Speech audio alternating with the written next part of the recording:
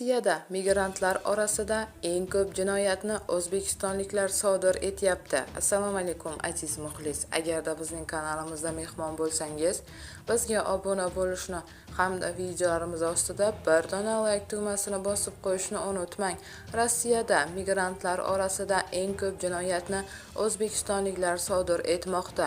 Bu haqda kecha 12-iyun kuni Rossiya Ichki ishlar vazirligining o'rinbosari Vitaliy Yakov Turkmaniston poytaxti Ashxobodda o'tkazilgan tinchlik barqaror rivojlanish va migratsiya mavzusidagi xalqaro konferensiyada e'lon qildi. Uning aytishicha, joriy yilning birinchi choragida Rossiyada xorijliklar tomonidan sodir etilgan jinoyatlarning 35,5% O'zbekiston fuqarolariga to'g'ri keladi.